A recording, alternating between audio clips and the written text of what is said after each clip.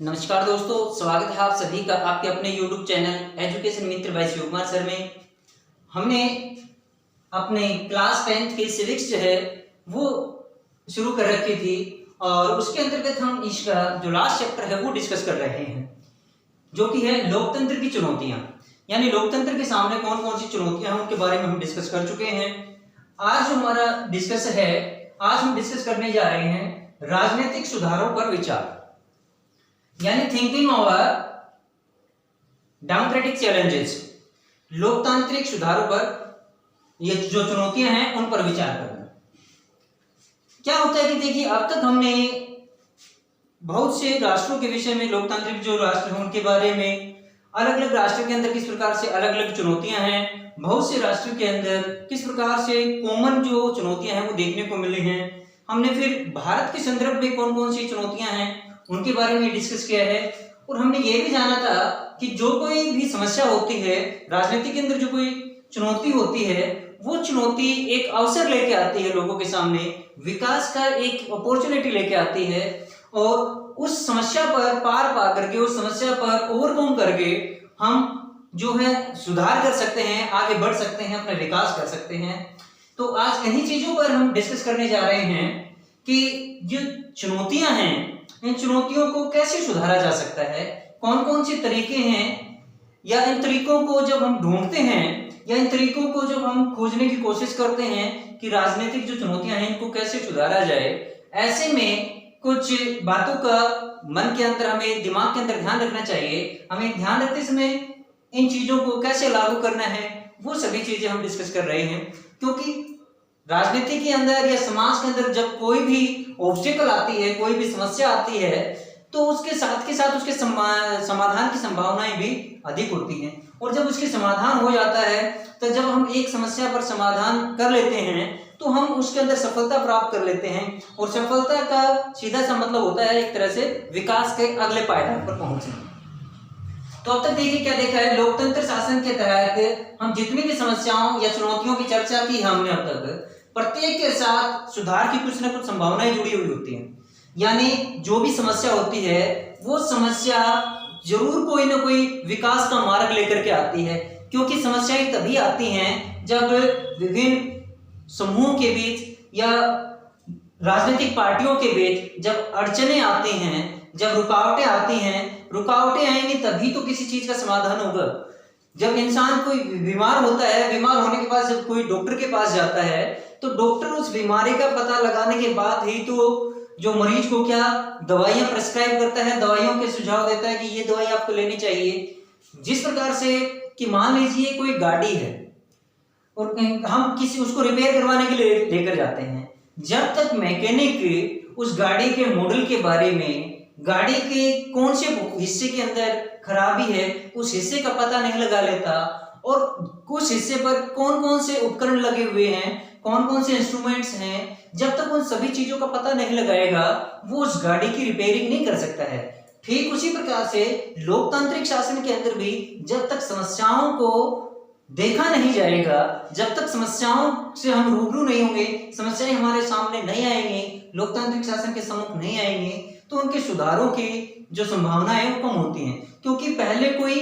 कठिनाई आती है, उसके जो मुश्किल आती है, चुनौती आती है, समस्या आती है, उस आने के बाद उसके जो सुझाव हैं, उसके जो एक तरह से प्रस्ताव हैं वो देखे जाते हैं, उसके तरीके खोजे जाते हैं और तरीके वो अपनाए जाते हैं जो लोकतांत्रिक तरीके से, यानी सभी जनता के लिए लाभकारी हों, कल्याणकारी हों। ऐसे तरीकों की जो है खोज की जाती है, ऐसे तरीकों की हम तलाश में रहते हैं।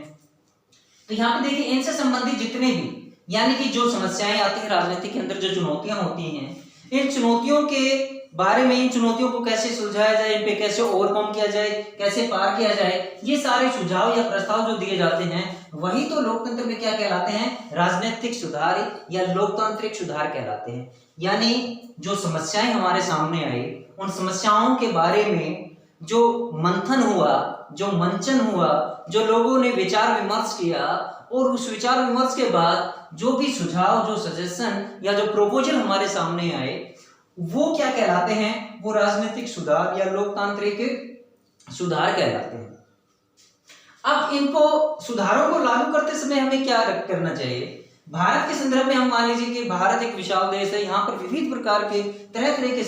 जो सामाजिक समुदाय रहते हैं, अलग अलग ग्रुप के लोग रहते हैं, विभिन्न प्रकार के राजनीतिक दल हैं, यहाँ पर गरीबों की संख्या सबसे ज्यादा है। तो ऐसे में भारत के संदर्भ में जब हम राजनीतिक सुधारों का कोई तरीका ढूंढते हैं या उनको अप्लाई करने के सोचते हैं, तो हमें कुछ विशेष बातों को ध्यान में रखना चाहिए। तो उन विशेष बातों को देखते हैं। देखिए, कानून बनाकर राजनीति में सुधार लाने के बाद सबसे अच्छी बात है कानून बनाकर राजनीति के अंदर सुधार लाने के बाद इसके जरिए क्या होता है, क्योंकि कानून बनाकर कैसे, लोकतांत्रिक शासन है। लोकतांत्रिक शासन जैसे कि हमने पिछले 3 चैप्टर से हम डिस्कस करते आ रहे हैं कि लोकतांत्रिक शासन क्या होता है। लोकतांत्रिक शासन जनता का शासन होता है। इसमें जनता के द्वारा चुने हुए प्रतिनिधि जो हैं कानून बनाते हैं, यानी पार्लियामेंट के अंदर कोई मुद्दा जाता है, उसके वो बिल तैयार किया जाता है। बिल के ऊपर फिर रीडिंग के माध्यम से उसके अंदर 3-4 जो डिस्कशन होती हैं, डिबेट्स होती हैं, मीटिंग्स होती हैं, उनके बाद उसके ऊपर दोनों सदनों से उस बिल को पारित करवाया जाता है। दोनों सदनों से पारित होने के बाद राष्ट्रपति की कॉन्सेंट के लिए, सहमति के लिए बिल जाता है। अब राष्ट्रपति उस बिल को चाहे तो उसी टाइम पे साइन करके अपने हस्ताक्षर करके जो है उसको कानून बना दे, या राष्ट्रपति को ये लगे कि इसमें कुछ और संशोधन होना चाहिए तो वो उस बिल को वापस पुनर्विचार के लिए जो है सदनों में वापस भेज देता है। लेकिन यहाँ पर ये बात जो है अब उन राजनीतिक जो प्रतिनिधि हैं हमारे जनता के द्वारा चुने हुए जो एमपी एमएलए हैं, अब ये उनके ऊपर डिपेंड करता है कि वो उसके अंदर सुधार करके भेजते हैं या एज इट इज उसको वापस राष्ट्रपति के पास भेजते हैं। राष्ट्रपति के पास जब दोबारा इसी स्थिति में चला जाता है, फिर राष्ट्रपति को इस पर अपनी सहमति या हस्ताक्षर करने पड़ते हैं, और जब राष्ट्रपति के इस पर हस्ताक्षर हो जाते हैं तो ये क्या बन जाता है, कानून बन जाता है। अब देखिए, कानून बनाने की बात सोचने में बड़ी अच्छी है, कानून बना करके हम इस तरीके को कर सकते हैं। लेकिन कई बार क्या होता है कि कानून जो कानून है, ये अकेला कानून इतना प्रभावी नहीं होता है कि कानून बनाने से जो है बात बन जाएगी। अकेले कानून जो है वो राजनीतिक सुधार नहीं ला सकते हैं जब तक लोगों के अंदर जागरूकता नहीं होगी, जब तक लोगों की भागीदारी अधिक नहीं होगी, जब तक कानून बनाने की प्रक्रिया पर लोगों का नियंत्रण नहीं होगा, यानी लोगों का पार्टिसिपेशन और जनहित के बातों को ध्यान में रखते हुए जब तक इनको नहीं लागू किया जाएगा, यानी हम दूसरे शब्दों में ये कहें, जब तक नागरिक खुद जागरूक नहीं होगा, राजनीतिक सुधार लाने असंभव है। दूसरा इसके अंदर क्या है, कानूनी बदलाव करते समय इनके राजनीतिक पर क्या प्रभाव होंगे वो भी सोचना होगा हमें। यानी हमने कोई कानून, संवैधानिक कानून बना दिया, संवैधानिक कानून बनाने के बाद हमें लागू करते समय इन बातों पर भी विचार करना होगा कि ये जो कानून बनाया गया है, इस कानून से आम नागरिकों को क्या फायदा होने वाला है, क्या नुकसान होने वाला है। जैसे कि इसी के संदर्भ में हम एक एग्जांपल लेते हैं कि बहुत से जो राज्य सरकारें हैं, उन्होंने अपने यहाँ पर जो पंचायती राज सिस्टम है, यानी जो पंचायत राज है, उसके अंदर क्या किया है कि कोई भी व्यक्ति जिसके दो से अधिक बच्चे हैं, 2 से अधिक बच्चे जिसके पास हैं, वो पंचायती इलेक्शन नहीं कंटेस्ट कर सकता है, यानी पंचायत के चुनाव नहीं लड़ सकता है। ऐसे में ये जो कानून बनाया गया था, कानून बहुत अच्छा बनाया गया था, कानून बनाया गया था जनसंख्या वृद्धि को रोकने के लिए, लेकिन इसके कॉन्सिक्वेंस क्या निकले, इसके परिणाम क्या निकले कि बहुत से ऐसे लोग जो राजनीति के अंदर, जो समाज के अंदर, जो देश के अंदर परिवर्तन लाने वाले थे, प्रगतिवादी विचारधारा के लोग थे, लेकिन जिनके पास बच्चे 2 से ज्यादा थे, अब वो क्या हुए, वो पंचायती चुनाव लड़ने से वंचित रह गए। ऐसे में उन लोगों के जो विकास के मुद्दे थे, जो विकास का तरीका उन्होंने सोच रखा था, वो तरीका अब वो अप्लाई नहीं कर सकते। हो सकता है कि उनकी नीतियां ऐसी हों जिससे कि समाज विकास कर जाए, देश विकास कर जाए। तो ऐसा सोचते समय, कानूनी बदलाव करते समय भी हमें इन बातों का विशेष ध्यान रखना चाहिए कि जो कानून हम बनाने जा रहे हैं, उन कानूनों का जो समाज पर क्या प्रभाव पड़ेगा, राजनीति पर क्या प्रभाव पड़ेगा।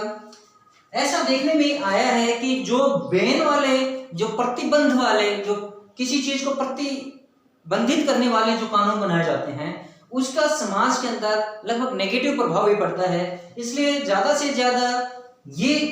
ध्यान सोचना चाहिए, हमें इस बात पर बल देना चाहिए कि प्रतिबंधित करने वाले कानून कम से कम बनाए जाएं, ताकि इससे समाज का कोई वर्ग अपने आप को अलग ना समझे, अपने आप को कटा हुआ ना समझे। तो इन चीजों का विशेष ध्यान रखना चाहिए। तीसरा इसके अंदर है राजनीतिक सुधार। देखिए, राजनीतिक सुधार मुख्य रूप से किससे किए जाते हैं? राजनीतिक दलों के द्वारा किए जाते हैं। और भारत के संदर्भ में देखा जाए, भारत के संदर्भ में हम बातें कर रहे हैं, तो भारत एक मल्टी पार्टी सिस्टम का देश है, यानी बहुदलीय शासन प्रणाली का देश है। इसलिए सबसे पहले यहाँ क्या करना चाहिए कि जितनी भी राजनीतिक पार्टियां हैं इनको सुधारने की कोशिश की जानी चाहिए, इनके कामकाज को अधिक मजबूती प्रदान करनी चाहिए, इनके कामकाज पर अधिक निगरानी रखनी चाहिए, यानी जनता को इनके अंदर जो लोगों का पार्टिसिपेशन है वो ज्यादा बढ़ना चाहिए। इसके अंदर एक तरह से क्या होना चाहिए कि जो रैंडम रेड्स हैं वो भी होनी चाहिए, यानी जनता को जो एक आरटीआई जो कानून दिया गया है, राइट टू इंफॉर्मेशन, जनता को जागरूक होना चाहिए कि जितनी भी राजनीतिक पार्टियां हैं जो कानून बना रही हैं, या जो कानून बनाया गया है वो ठीक प्रोसीजर के थ्रू अपनाया गया है या नहीं, या जो कानून बनाया गया है ये किसी विशेष ग्रुप को ध्यान में रखकर तो नहीं बनाया गया है, किसी विशेष समूह को ध्यान में रखकर तो नहीं बनाया गया है, क्या केंद्र की तरफ से जो ग्रांट्स दी जाती हैं, जो पैसा आता है, क्या वो ठीक प्रकार से जन कल्याण के लिए लगाया जा रहा है या नहीं। इन सभी के लिए सबसे पहले क्या होना होगा, क्योंकि राजनीतिक दलों का शासन है, राजनीतिक दलों में हमने जो पॉलिटिकल राजनीतिक दलों वाले जो चैप्टर था हमारा, उसके अंदर हमने डिस्कस किया था कि जो राजनीतिक दल होते हैं उसके प्रमुख रूप से 3 जो तत्व होते हैं। एक नेता लोग, दूसरे इनके जो बिल्कुल जस्ट नीचे होते हैं, जो इनके सक्रिय सदस्य होते हैं वो, और एक इनके होते हैं अनुयायी जो इनको फॉलोवर करते हैं, यानी कि लीडर्स, एक्टिव मेंबर्स और फॉलोवर। ये जो 3 लोग होते हैं, जो 3 कंपोनेंट होते हैं दलों के, इसके अंदर सबसे पहले तो राजनेता जो होते हैं, राजनेताओं को अंदर ये बात लागू होनी चाहिए, यानी पार्टी के अंदर से रिफॉर्म की बात शुरू होनी चाहिए। जो कानून को लागू करने वाले वो कानून उन्हीं पर पहले अप्लाई होने चाहिए, फिर जो है जनता की भलाई के बारे में इससे जो है रिजल्ट आने की संभावनाएं ज्यादा होती हैं। क्योंकि जब नेता लोग सुधर जाएंगे, उनके एक्टिव मेंबर सुधर जाएंगे, तो फॉलोअर्स ऑटोमेटिकली फॉलोअर्स पर उसका प्रभाव जाएगा, फॉलोअर्स तक जो नीतियां बनाई जा रही हैं वो अप्लाई होती चली जाएंगी। अगला इसके अंदर है राजनीतिक सुधारों में जन कल्याण की भावना को सर्वोपरि मानना चाहिए। ये बात बिल्कुल सही है कि जितने भी राजनीतिक सुधार किए जाते हैं, राजनीतिक सुधार, क्योंकि लोकतांत्रिक शासन के अंतर्गत हम ये बातें कर रहे हैं, और लोकतांत्रिक शासन के अंदर यानी लोकतंत्र के अंदर जनता की जो अपेक्षाएं हैं वो सरकार से बहुत ज्यादा होती हैं। इसलिए जितने भी नेता लोग हैं उनको जन कल्याण से संबंधित, जन कल्याण के लिए योजनाएं बनानी चाहिए। उसके अंदर जो सेल्फ सेंटर्ड जो प्रॉफिट होता है, यानी खुद का जो फायदा होता है, उसको छोड़ करके आम जनता को, आम नागरिक को, जो ऑर्डिनरी पीपल है, ऑर्डिनरी सिटीजन है, उनको कितना फायदा हो रहा है, उन बातों को जो है सबसे आगे रखना चाहिए, उन बातों को प्राइमरी मोटिव के अंदर रखना चाहिए। साथ में हमें ये भी ध्यान रखना होगा कि इसके पीछे की भावनाएं, यानी जो कानून बनाया गया है उससे किसी ग्रुप विशेष को तो कोई हर्ट नहीं हो रहा है, उससे कोई ग्रुप विशेष को तो कोई नुकसान नहीं उठाना पड़ रहा है, इस बात को भी हमें ध्यान में रखना चाहिए। और साथ ही साथ ये भी पता हमें रखना चाहिए कि ये जो कानून बनाए गए हैं ये कानून लागू कहाँ से हो रहे हैं, यानी इनके लागू होने का प्रमुख सोर्स कहाँ से है, कौन से, मान लीजिए कि राज्य सरकार लागू कर रही है, केंद्र सरकार लागू कर रही है। कई बार क्या होता है कि हम राष्ट्र के हित की बात सोच करके एक ऐसा कानून बना लेते हैं, और जब कानून लगभग प्रोसीजर का फाइनल हो जाता है तब बाद में ये देखा जाता है कि ये जो कानून बनाया गया है इसमें ऐसी राष्ट्रहित वाली कोई बात ही नहीं थी, यानी ये राष्ट्रहित की कोई समस्या ही नहीं थी। ऐसे में क्या होता है कि कई बार सोच लेते हैं कि हमें पहले लिस्ट रखनी चाहिए। अब लिस्ट रखने के पीछे क्या है कि क्या सभी समस्याएं सभी राष्ट्रों के लिए एक जैसी होती हैं? क्या स्थानीय शासन, राज्य शासन या केंद्र सरकार की समस्याएं एक जैसी होती हैं? कई बार ऐसे भी मुद्दे होते हैं जिनका समाधान पंचायती लेवल पर या स्टेट लेवल पर हो जाता है, राज्य लेवल पर हो जाता है, उनको जो देश के लेवल पर जाने की, राष्ट्रीय लेवल पर जाने की जरूरत ही नहीं होती। तो ऐसे में जो भी नीतियां बनाई जाती हैं, जो भी कानून बनाए जाते हैं, उनके पीछे की जो भावनाएं होती हैं उनको भी ध्यान में रखना बहुत जरूरी होता है। उनके पीछे की जो मंशा होती है, उनके पीछे की जो भावनाएं होती हैं उनको स्पष्ट करना भी बहुत जरूरी होता है। इसमें जो पांचवा जो डिस्कस करने जा रहे हैं, लोकतांत्रिक आंदोलन। यानी लोकतांत्रिक आंदोलन एक ऐसे आंदोलन जो देखिए आंदोलन कब होते हैं, जब जनता की उम्मीदें पूरी नहीं होती हैं, क्योंकि लोकतांत्रिक शासन है, लोकतांत्रिक शासन में जनता की उम्मीदें, क्योंकि जनता के खुद के चुने हुए प्रतिनिधि हैं और खुद के चुने हुए प्रतिनिधि ही जनता की मांगों को पूरा नहीं करेंगे तो आंदोलन होने की पूरी संभावनाएं होती हैं। ऐसे में क्या किया जाना चाहिए, जो चुने हुए प्रतिनिधि हैं उनको ये चाहिए कि जो नागरिक संगठन हैं, नागरिकों ने जो अपने प्राइवेट या एक तरह से जो एनजीओ वगैरह होते हैं या लिमिटेड जो संगठन होते हैं, कुछ सरकार के अंडर में, कुछ व्यक्तिगत होते हैं, इनको जो है इनके सुझावों को अपनाना चाहिए, समय समय पर इनको मीटिंग्स के अंदर शामिल करना चाहिए। यानी इन नागरिक संगठनों की बात को भी तवज्जो देनी चाहिए, महत्व देना चाहिए। इसके अंदर और क्या है कि मीडिया पर भरोसा करना चाहिए, क्योंकि मीडिया जो है आम जनता के बीच जाकर जनता किन चीजों से परेशान है, उन परेशानियों को, उन दिक्कतों को, उन समस्याओं को जो है उजागर करती है, उसको जो है राष्ट्र स्तर पर, स्टेट लेवल पर या राष्ट्र स्तर पर लेकर आती है, जनता नेताओं तक पहुंचाने का प्रयास किया जाता है मीडिया के माध्यम से। क्योंकि लोकतंत्र है, लोकतंत्र में हर व्यक्ति को अपने विचारों को अभिव्यक्त करने की स्वतंत्रता होती है, कहीं पर भी अपने विचारों को अभिव्यक्त करना, कहीं पर भी रहने की, यानी सभी प्रकार की जो स्वतंत्रताएं हैं वो नागरिकों को होती हैं। इसलिए मीडिया के माध्यम से जो भी एक्सप्रेशन दिए जाते हैं, जो भी अपनी भावनाएं व्यक्त की जाती हैं, उनका सम्मान किया जाना चाहिए, उनके ऊपर भरोसा जताना चाहिए, लोगों को आश्वासन दिलाना चाहिए कि जो समस्याएं हैं उनका समाधान किया जाएगा। इस प्रकार से हमें इन चीजों का विशेष ध्यान रखना चाहिए। अब जैसे कि एक आरटीआई जो कानून है, ये वास्तव में बहुत अच्छा कानून है, क्योंकि इनके ये चुनौतियां हमारे सामने, चुनौतियों के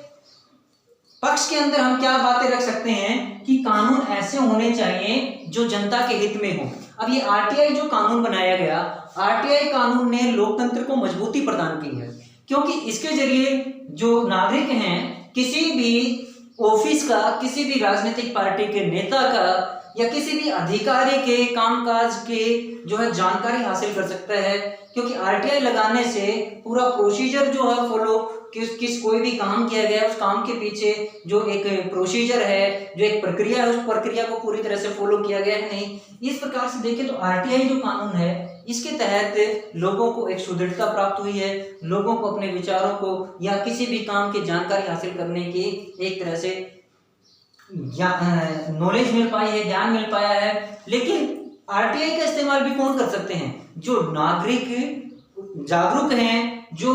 अपने अधिकारों के प्रति जागरूक हैं, अधिकारों का उपयोग करना जानते हैं, वही, यानी बात घूम फिर कर वही आ जाती है कि हम नागरिकों को जो है इसमें सक्रिय भागीदार होना चाहिए, नागरिकों की अधिक से अधिक भागीदारी होनी चाहिए, नागरिकों का नियंत्रण होना चाहिए इसके ऊपर। अब जैसे कि हमारे चैप्टर के अंदर उत्तर प्रदेश का एक उदाहरण लिया गया है, उत्तर प्रदेश के, कि किस प्रकार से जो सरकारी डॉक्टर हैं, सरकारी डॉक्टर की जहां पर नियुक्ति की गई है, वो डॉक्टर वहां पर न जाकर के एब्सेंट रहते हैं और क्या करते हैं कि जो नियर बाई जो शहर हैं, सिटीज हैं, उनके अंदर अपने जो प्राइवेट क्लिनिक खोल लेते हैं और वहां पर अच्छे फीस लेकर के, लोगों से अच्छी रकम लेकर के अपने पैसा कमाते हैं, और जहां पर उनकी ड्यूटी है वहां पर वो कभी कभार जाते हैं। ऐसे में इस चीज को सुधारने के लिए, यानी कि डॉक्टर की जो एब्सेंटीज है, डॉक्टरों की अनुपस्थिति है, वो हमारे सामने क्या एक चुनौती है। उस चुनौती को कैसे सुलझाया जा सकता है, सरकार को क्या करना चाहिए, जहां पर डॉक्टर की पोस्टिंग होती है उसको अनिवार्य कर देना चाहिए। डॉक्टर वहां पर नहीं जाता है तो उसकी सेवा निरस्त कर देनी चाहिए, उसको टर्मिनेट कर देना चाहिए। दूसरा, इसके अंदर क्या किया जाता है, समय समय पर जो प्रशासनिक अधिकारी हैं उनको वहां पर रैंडमली रेड्स करने चाहिए, वहां पर छापेमारी करनी चाहिए, यानी समय समय पर वहां पर रेड मारकर डॉक्टर वहां पर है या नहीं है, दवाइयां जो हैं वो एक्सपायर हैं या कैसी हैं। साथ ही साथ इसमें जो लोकल पंचायत होती हैं, उन पंचायत को यानी वहां के नागरिकों को यह अधिकार होना चाहिए कि वो उस मेडिकल की, वहां पर जो मेडिकल फैसिलिटीज हैं उनकी वार्षिक रिपोर्ट तैयार करें, और वो वार्षिक रिपोर्ट के आधार पर, वो वार्षिक रिपोर्ट जो है आगे प्रशासन के पास भेजी जाए, उस आधार पर उस डॉक्टर की प्रोग्रेस या उसको चेक किया जाना चाहिए। यदि डॉक्टर उसमें कहीं ढील बढ़ता हुआ पाता है या डॉक्टर वहां पर अनुपस्थित रहता है तो उसके आधार पर डॉक्टर को जो अपनी सेवा से निरस्त कर देना चाहिए। इसी प्रकार से एक और एग्जाम्पल हमारे यहाँ पर क्या राजनीतिक पार्टियों का जो है कि किस प्रकार से दलों की फंडिंग होनी चाहिए, किस प्रकार से राजनीतिक दलों का, यानी जब इलेक्शन होते हैं, इलेक्शन के अंदर, क्योंकि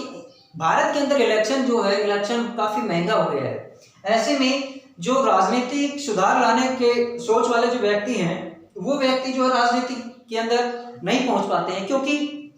उनको ये क्यों पैसा होता नहीं है और राजनीतिक पार्टियों के पास जब तक पैसा नहीं है वो राजनीति के अंदर सक्रिय भूमिका नहीं निभा सकते, सफल नहीं हो सकते हैं। ऐसे में क्या किया जा सकता है, जब भी इलेक्शन होते हैं तो क्या होना चाहिए, एक तो स्टेट फंडिंग होनी चाहिए जिससे कि जो गरीब व्यक्ति है या मध्यम वर्ग से बिलोंग करने वाला कोई ऐसा व्यक्ति है और जिसकी पॉलिसीज अच्छी हैं, जिसकी नीतियां अच्छी हैं, जो देश के विकास में, अपने समुदाय के विकास में, अपने राज्य के विकास में, अपने पंचायत के विकास में अहम भूमिका निभा सकते हैं, ऐसे लोग जो हैं राजनीति के अंदर आए, अपने देश का विकास करें। इसके लिए जो स्टेट फंडिंग है वो अनिवार्य कर देनी चाहिए। तो इस प्रकार से जो स्टेट पॉलिटिकल पार्टीज के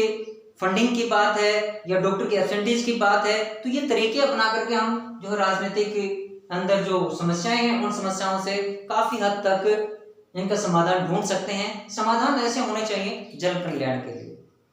तो आज हमने जाना कि कौन कौन से तरीके अपनाए जा सकते हैं राजनीतिक सुधारों पर विचार के माध्यम से, किस प्रकार से जन कल्याण की भावनाओं को आगे लाया जा सकता है, किस प्रकार से जो लोग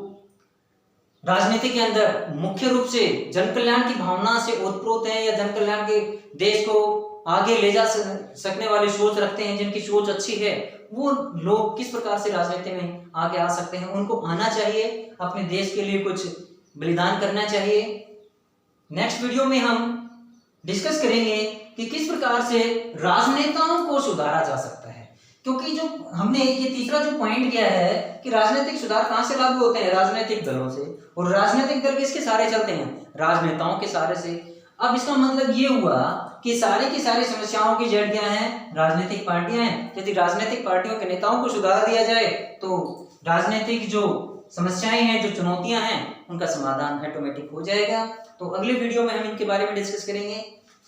धन्यवाद।